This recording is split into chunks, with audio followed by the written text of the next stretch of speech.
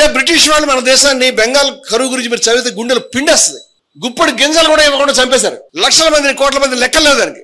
అలాంటి బ్రిటిష్ వాళ్ళని ఎవడో ద్వేషించట్లా. చచ్చిపోయినప్పుడు హిందూ ముస్లింలు ఇద్దరు చచ్చిపోయారు.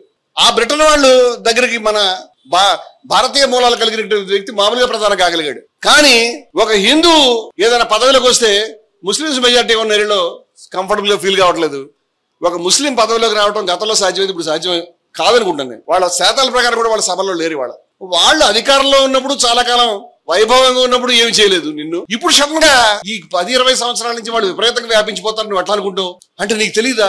కానీ అది ఎందుకు పెరుగుతుంది నువ్వు స్టడీ చేయాలి. ముస్లింస్ జనసంఖ్య మాత్రమే కాదు, నార్త్ ఇండియా వాళ్ళ జనసంఖ్య పెరుగుతుంది. కరెక్ట్ గా ఇంకో 5-10 ఏళ్ళు అయితే ఈ లోపే మనం బహుశా వాళ్ళు డీనోటిఫై చేస్తే కనుక ఒకేసారి నార్త్ ఇండియా సీట్లు నాకు తెలిసి రెట్టింపు అవుతాయి, మన సీట్లు అంతకన్నా తక్కువ అవుతాయి. మనం నార్త్ ఇండియాకు దాస్యంలో బతకచ్చు. చాలా సీరియస్ క్వశ్చన్. వాళ్ళంతా ముస్లింస్ కాదే. యూపీలో జనాభా పెరుగుతుంది ఏపీ కంటే కూడా, తెలంగాణ కంటే కూడా. వాళ్ళు ఏం ముస్లింస్ కాదే. అందరూ అన్ని చోట్ల అంచేత ఫ్యాక్టర్స్ ఉన్నాయి దీంట్లో. దాంట్లో కూడా అర్బన్ జనాభా ఎంత పెరుగుతుంది, రూరల్ జనాభా ఎంత పెరుగుతుంది, ట్రైబ్స్ ఎంత పెరుగుతుంది, ఏ కమ్యూనిటీ ఎంత పెరుగుతుంది, ఆర్థికంగా బెటర్గా ఉన్నది ఎంత పెరుగుతుంది, ఇవన్నీ లెక్కలు తీసుకోవాలి నువ్వు. అంచేత ముస్లిం జనాభా పెరుగుదల రేటు తగ్గుతుంది, స్టెబిలైజ్ అవుతుంది ఇప్పుడు అర్థమవుతుంది. కరెక్ట్ అయినటువంటి డేటా తీస్తే ఆ స్టెబిలైజ్ అవుతుంది. ముస్లింస్ పిల్లల కంటే మొట్టమొదటి నువ్వు కాదు వాడు ఎఫెక్ట్ అవుతాడు. అఫెక్ట్ అయ్యాడు చాలా చోట్ల. వాడు వద్దనుకుంటాడు, మానేస్తున్నాడు. నీకు ఏమైనా ప్రాబ్లం ఏమో నాకు తెలియదు. సమస్య డీల్ చేయడం, అర్థం చేసుకోవడం నేర్చుకోవాలి. ఉందని లేదని చెప్పడం కాదు. ఇవాళ భారతదేశంలో అన్ని సమస్యలకి మూలం ఇది ఆయన కూడా అధికారంలో ఉండడం. ఆయన దింపేస్తాను నేను అనుకోవట్లేదు. ఆయన ఎలా దింపాలో మాట్లాడకంటే మీరు ఇవన్నీ మాట్లాడతారంటే కొంతమంది నాతో అన్నారు. నేను అసలు అనుకోవట్లేదని చెప్పాను. నేను సమస్య ఎవరైనా అధికారంలో ఉండడం కాదు, సమస్య ఏదైనా సంస్థ కాదు. నేను ఆర్ఎస్ఎస్ శత్రువుడు నేను చెప్పట్లేదు. నేను హిందూ మతోన్మాదానికి శత్రువుడు, నేను ముస్లిం మతోన్మాదానికి శత్రువుడు. సంస్థలు మారతాయి. ఆర్ఎస్ఎస్ ఉండకముందు కూడా హిందూ మతోన్మాదం ఉంది. జమాత్ ఇస్లామీ పుట్టకముందు కూడా ముస్లిం మతోన్మాదం ఉంది. మాకు ఐడియాలజీతో ప్రాబ్లం ఉంది. ఐడియాలజీతో డీల్ చేస్తాం మేము. ఎట్లా దీన్ని ఎలా ఫేస్ చేయాలి మేము బాధపడతాం. ఆయన ఏమన్నా దింపితే మతోన్మాదం పెరిగితే మతోన్మాద నాయకులు అధికారంలోకి పదవుల్లోకి వస్తారు. కానీ సమస్య మతోన్మాదంతో నువ్వు దాన్ని డీల్ చేయట్లేదు. ఇక్కడ మతోన్మాదం మీద క్లారిటీ లేనటువంటి వాళ్ళు చాలా మంది ఉన్నారు. మొత్తం మా మతం అంతా కరెక్టే, నీ మతం అంతా తప్పే, మేమంతా వైట్ నువ్వు బ్లాక్ అని అనుకుంటే నిన్ను చూసి నేను చాలా హృదయ పరితాపాన్ని వ్యక్తం చేస్తానని వివేకానందుడు చికాగో స్పీచ్ లో చెప్పాడు. నా మతమే ఉండాలి, వీడి మతం ఉండకూడదు అని ఎవడన్నా అనుకుంటే వాడంత ఎర్రబగలుడికి వెళ్ళాడు. నీ కోరిక అసాధ్యం అని చెప్పాడు. నేను ఈ మాట ఎవరికైనా చెప్పాలి. భారతదేశంలో ముస్లింస్ నువ్వు ఎంత ద్వేషించిన మాయం గారు, భారతదేశంలో హిందువులు కూడా మాయం గారు. ఎవరు ఎక్కడికి వెళ్ళరు. కోట్ల మంది జనాభా భారతదేశంలో ఉన్నటువంటి ముస్లింస్ బయట దేశాలన్నింటి జనాభా అక్కడ చాలా దేశాల కంటే ఎక్కువ మంది ముస్లింస్ ఉన్నారు. ఇక్కడ వాళ్ళని మాయం చేయాల్సిన అవసరం లేదు. వాళ్ళు అందించిన నువ్వు అనుకుంటున్నట్టుగా చాలా మంది తెలియదు. బాబర్ అనేటువంటి వాడు ఈ భారతదేశంలోకి వచ్చి యుద్ధం చేసి దింపినటువంటిది ముస్లింస్ ని. ఇది తెలుసా మొదటి నీకు? అక్కడ ఆల్రెడీ ఒక ముస్లిం ఉన్నాడు అప్పటికే పరిపాలిస్తా. ఆయన హిందువుల మీద కొట్లాడలేదు, అది కూడా తెలియదు నీకు. నేను చెప్తాను చాలా కథలు కావాలంటే నీకు. కృష్ణుడి మీద పాటలు కట్టి డాన్స్ చేసినటువంటి నవాబు గారు ఉన్నారు తెలుసా? మనకు తెలియదు చరిత్ర. హిందువుల ముస్లిం ఇద్దరికి తెలియదు.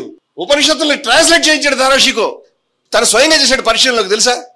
అది చాలా గొప్ప ఉన్నతమైన జ్ఞానం దాంట్లో ఉందని చెప్పాడు తెలుసా నీకు? కానీ భారతదేశ పుత్రులు వీళ్ళంతా కూడా గుళ్ళు కూరగొట్టడం అనేది ముస్లింస్ మాత్రం చాలా మంది చేశారు. అందరూ చాలా మంది కూరగొట్టారు. చాలా చోట్ల జైలు కార్యాలను హిందువులు కన్వర్ట్ చేయడం మనకు కనిపిస్తుంది వెళ్తే. అది ఏదో పరిణామక్రమంలో జరిగి ఉండొచ్చు. అలాగే మనకి శైవులను వైష్ణవుల మధ్య తగాదాలో చోళులలో కొంతమంది కూరగొట్టిన విషయాలు మనకు తెలుసు. కాశ్మీర్లో ఒక హిందూ రాజుగారి యొక్క మంత్రివర్గంలో ఒక మినిస్ట్రీ ఉండేదంట. ఏంటంటే విగ్రహాలు పగలగొట్టడం అనేది ఆ విభాగం, దానికి ఏదో పేరు పెట్టారు, దేవోత్పన్నం ఏదో. ఆ శాఖ వాడి పని అనేది మినిస్టర్ గారు వెళ్ళి కూరగొట్టాలి. ఎందుకంటే దానికి డబ్బులు ఉంటాయి తెచ్చుకోవాలి. అంచేత అందరూ నేను ముస్లింస్ గుళ్ళు కూరగొట్టాలని చెప్పాలి, ఖచ్చితంగా కూరగొట్టారు. కానీ ముస్లిం కూరగొట్టాడు ఎవడో వాడు ఇక్కడ లేడు. ఇప్పుడు వాడు ఎక్కడో వెళ్ళిపోయాడు. ఏం చేయమంటావు? నీకు గాంధీ గారి కోపం ఉంటాడు, వాడు కొడుకుని మోయక్కర్లేదు. గాడిసే గారి కోపం ఉంటాడు, కొడుకును ఉరిదీయక్కర్లేదు. ఇప్పుడు ఉన్నటువంటి తరం గురించి నువ్వు మాట్లాడు.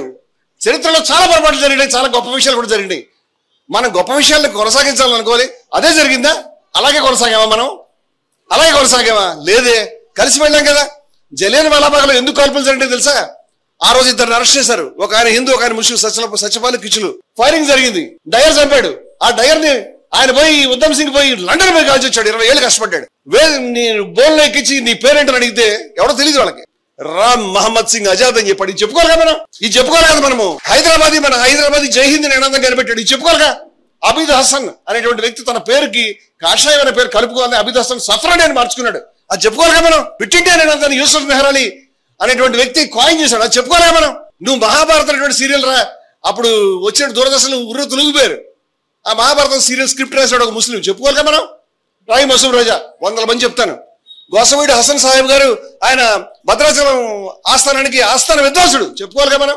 మన మతం అంతా కరెక్ట్, అవతల మతం తప్పు అనేటువంటి విషయాన్ని ఇక్కడ ఉన్న వాళ్ళు వదిలిపెట్టాలి. మొట్టమొదటి ఈ విషయం మనం గమనించాలి.